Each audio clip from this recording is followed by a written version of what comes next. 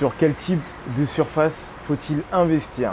Si tu te poses la question, ça tombe bien, on en parle tout de suite dans cette vidéo.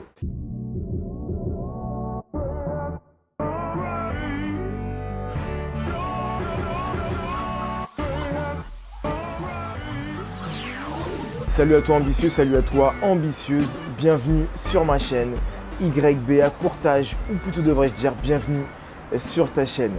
Je me présente pour ceux qui ne me connaissent pas, Roméo, je suis courtier en prêt immobilier, j'accompagne les particuliers ainsi que les investisseurs dans l'achat d'une résidence principale ou d'un investissement locatif. Et l'objectif de ma chaîne, il n'est pas compliqué, c'est de donner quelques petites astuces qui vont te permettre, comme on dit dans les jargons, de shooter ton prêt immobilier afin de l'avoir dans les meilleures conditions. Bienvenue à toi si c'est la première fois que tu viens à moi. Écoute, pour fêter ça comme il se doit, je t'invite à t'abonner. T'abonner pour plusieurs raisons. La première, c'est que tu vas pouvoir connaître tout ce qui se passe sur la chaîne et également me suivre dans mes périples, comme tu peux le voir actuellement, mais on va en reparler dans quelques instants. La seconde, c'est pour savoir comment faire pour pouvoir avoir un bien qui va être finançable et également et surtout rentable dans l'immobilier. Et la dernière, c'est que tu vas pouvoir connaître toutes les success stories, donc tous les clients que j'ai accompagnés et que j'accompagne, avec lesquels je fais des interviews qui vont t'expliquer comment ils ont fait ce projet ambitieux et comment ils ont sauté du coup le cap, sauté l'étape de passer du rêve à la réalité. Comme tu peux le voir, on est dans un décor qui est toujours différent. Je te prie de m'excuser pour le bruit ambiant. C'était l'endroit le plus inspirant que j'avais là, donc c'est pour ça que j'ai préféré faire cette vidéo ici. On se retrouve toujours à Dubaï. On est à côté du Dubai Mall. Dubai Mall, c'est le plus grand centre commercial du monde, si je ne dis pas de bêtises. Et on se trouve donc du coup à Downtown, donc le côté très building de Dubaï. J'espère que tu apprécieras la vue également comme moi et qu'elle t'inspirera. Donc aujourd'hui, nous allons parler des surfaces. Sur quel type de surface il faut se positionner. J'ai mon avis là-dessus en tant qu'expert en prêt immobilier et également en immobilier. Je vais te donner mon avis et les raisons pour lesquelles tu devrais te diriger vers ce type de surface. Je t'invite donc à rester jusqu'à la fin de la vidéo. Je vais te laisser quelques instants également pour t'abonner et ensuite on va démarrer.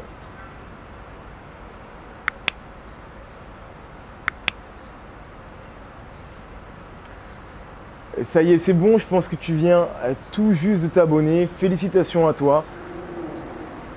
Pour fêter ça comme il se doit, écoute, pas compliqué, tu as un cadeau, donc une formation qui t'est offerte dans les liens qui sont juste en bas. Alors une question qui me revient très souvent, c'est sur quoi je dois me positionner Roméo, quel type de surface je dois me positionner.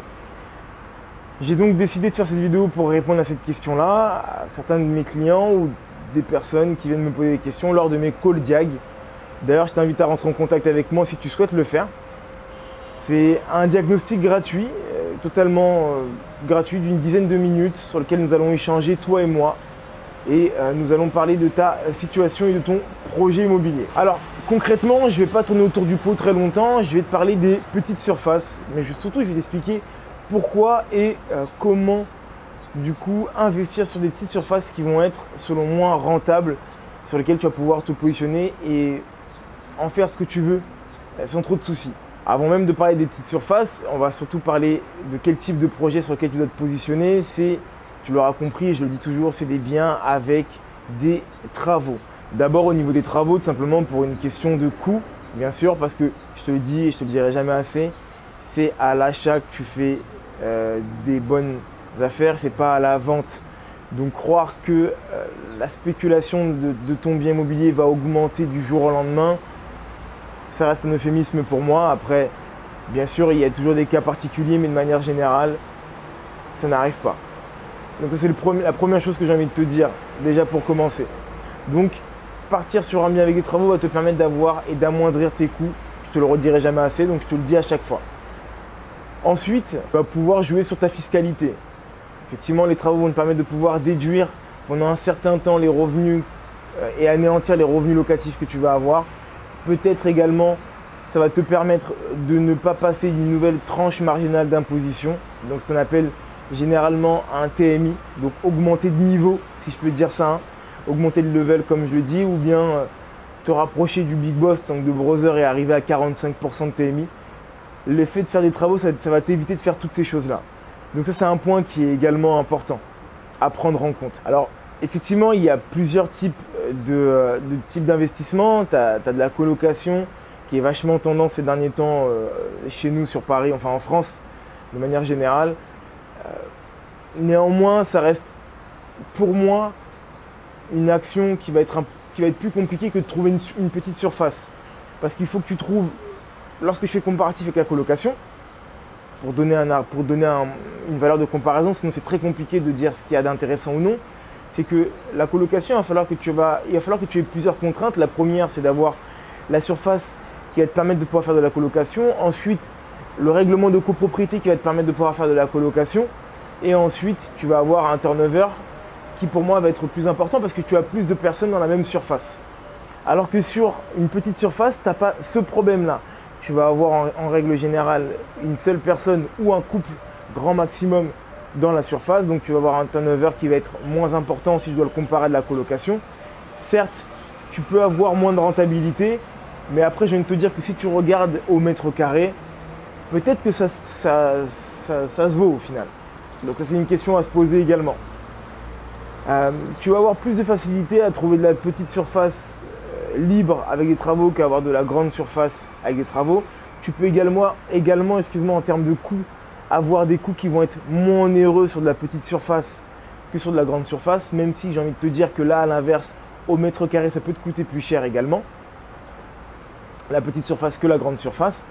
Donc, il y a des points positifs, des points négatifs, mais grossièrement, selon moi, la petite surface reste quelque chose de plus abordable, de plus simple, surtout lorsqu'on démarre dans l'immobilier.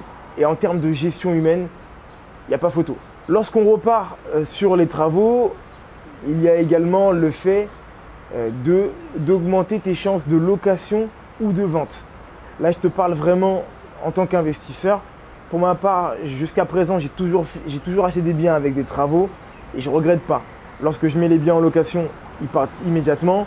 Et lorsque je mets à les vendre, tu crées le coup de cœur automatiquement parce que tu vas créer donc du coup du clé en main. Ça, c'est quelque chose que les jeunes investisseurs ou des personnes qui n'ont pas le temps aiment avoir.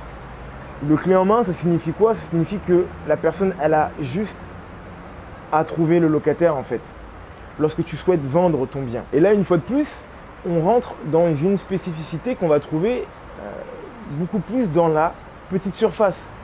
Tout simplement parce qu'un jeune investisseur va avoir plus de mal à partir sur des gros projets, des projets avec des travaux, des projets de type colocation ou autre type de projet parce qu'il débute dans cet environnement-là et qu'il a peur tout simplement de partir sur quelque chose qu'il ne connaît pas.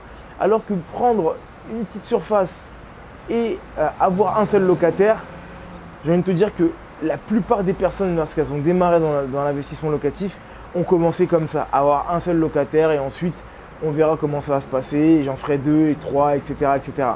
Donc c'est quelque chose que tu vas voir dans la petite surface que tu auras beaucoup plus de mal dans la grande surface.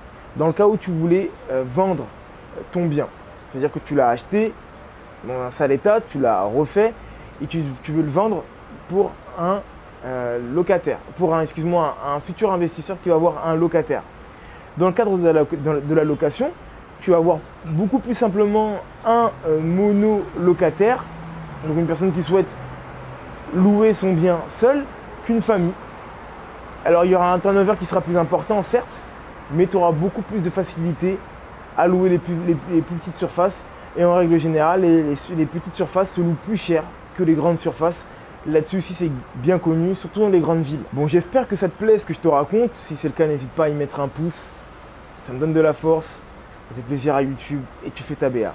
Donc mets-y un pouce en haut de préférence et fais ta BA. Donc en résumé, concrètement, pour moi, la petite surface, c'est vraiment le produit qui va être adapté à tout type d'investisseurs, que ce soit des investisseurs aguerris qui veulent avoir un bien qui va être simple à gérer avec une bonne rentabilité par rapport au mètre carré.